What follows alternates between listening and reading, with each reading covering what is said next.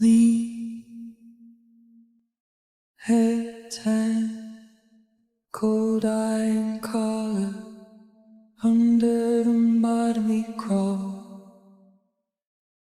La historia rara vez comienza con una bandera. Comienza con un lugar que desafía al ser humano a sobrevivir. Mucho antes de que el nombre Irán apareciera en parlamentos o se mencionara en los noticieros, existía una vasta meseta de piedra y fuego rodeada por las montañas Zagros y por desiertos inquietos que parecían no tener fin.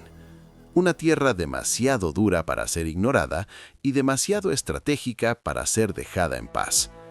Durante 3000 años, imperios marcharían hacia ella, convencidos de que estaban escribiendo el capítulo final de su historia. Todos se equivocarían. Persia no solo atravesó la historia, la absorbió, la transformó y sobrevivió a quienes intentaron borrarla. La geografía escribió las primeras líneas. Al oeste se extendía Mesopotamia, fértil y vulnerable. Al norte, los pasos del Cáucaso. Al este, los corredores que conducían hacia la India y Asia Central. Al sur, el acceso a aguas cálidas y a rutas comerciales que conectaban continentes.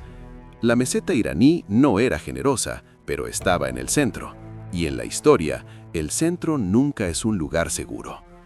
Hacia el 7000 a.C., pequeños asentamientos ya cultivaban granos en valles protegidos al pie de las montañas.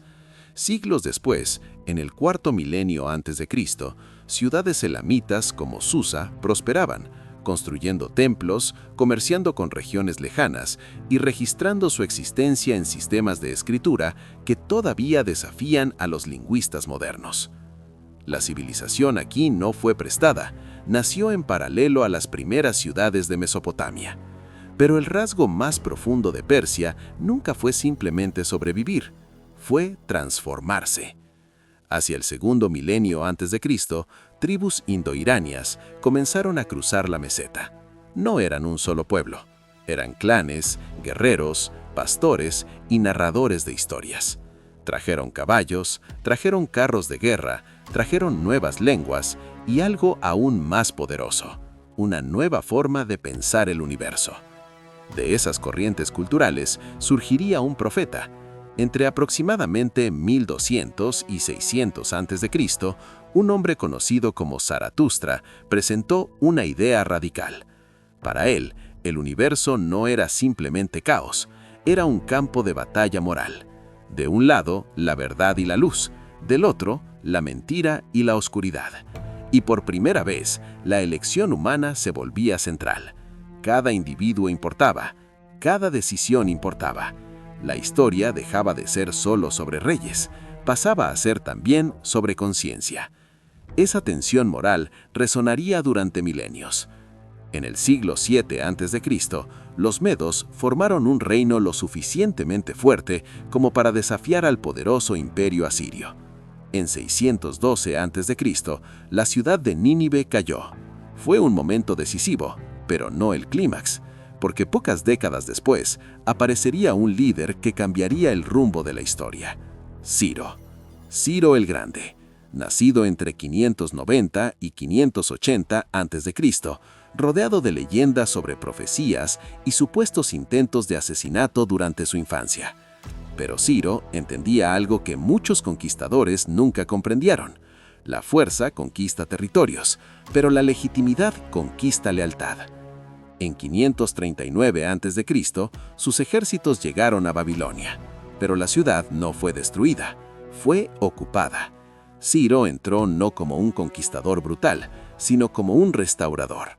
Respetó a los dioses locales, permitió que pueblos exiliados, incluidos los judíos, regresaran a sus tierras y gobernó no mediante el terror, sino mediante la tolerancia.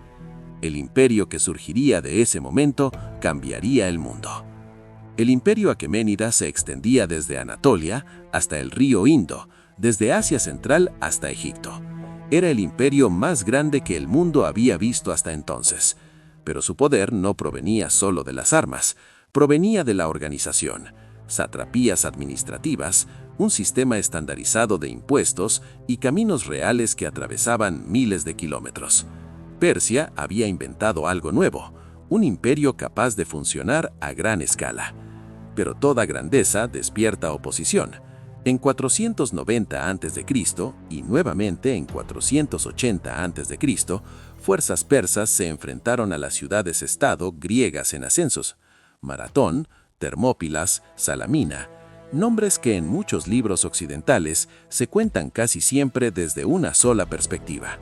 La invasión liderada por Jerjes fue enorme, organizada, impresionante en escala, pero no logró someter permanentemente a Grecia. Y aquí aparece una de las paradojas más curiosas de la historia.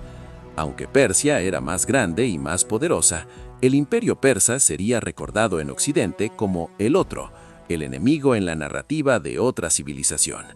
A veces no son las batallas las que definen la memoria histórica, son las historias que sobreviven. En 330 a.C., un joven conquistador marchó hacia Persépolis, Alejandro de Macedonia. La capital ceremonial persa fue incendiada. Algunos dicen que fue venganza, otros creen que fue un impulso en medio de una celebración llena de vino. La verdad quizá nunca se sepa, pero la imagen permaneció. Lamas consumiendo relieves de piedra que proclamaban la eternidad de un imperio.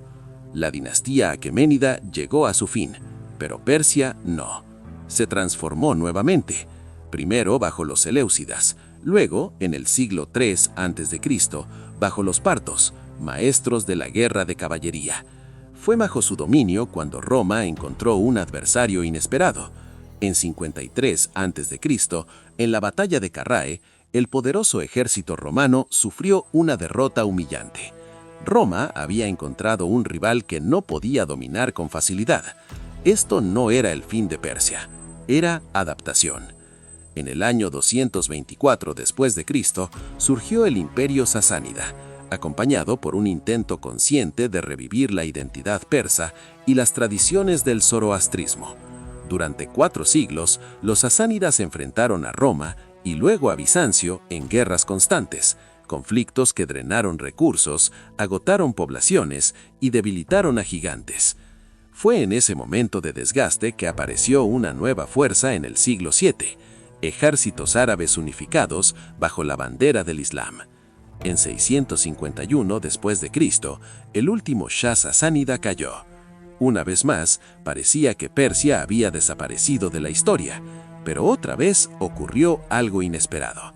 Persia absorbió aquello que la conquistó. El Islam en Irán no reemplazó por completo la identidad persa, se fusionó con ella. La lengua persa sobrevivió, la literatura floreció, la filosofía evolucionó. En el siglo X, la poesía persa vivía un renacimiento, y alrededor del año 1010, un poeta llamado Ferdowsi terminó una obra monumental, el Shahnameh, el libro de los reyes, una epopeya gigantesca que resucitó mitos y héroes de Persia preislámica. Era más que literatura, era memoria, una forma de desafiar al olvido. En el siglo XIII, una nueva tormenta cayó sobre la región, los mongoles. La devastación fue brutal, ciudades enteras desaparecieron, bibliotecas fueron incendiadas y poblaciones enteras fueron masacradas. Pero aún en ese escenario de destrucción total, ocurrió algo sorprendente. En pocas generaciones, los propios gobernantes mongoles fueron transformados culturalmente, adoptaron el Islam y comenzaron a patrocinar el arte y la administración persa. Una vez más, el conquistador terminaba llevando la cultura del conquistado. No era casualidad, era resiliencia estructural. En 1501, una nueva dinastía cambió el destino de la región.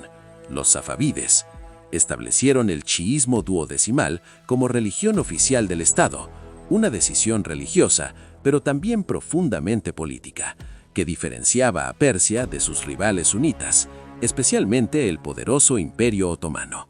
La identidad iraní comenzó a cristalizarse de forma definitiva. Sin embargo, los siglos siguientes trajeron nuevas presiones. En el norte, el Imperio ruso expandía sus fronteras.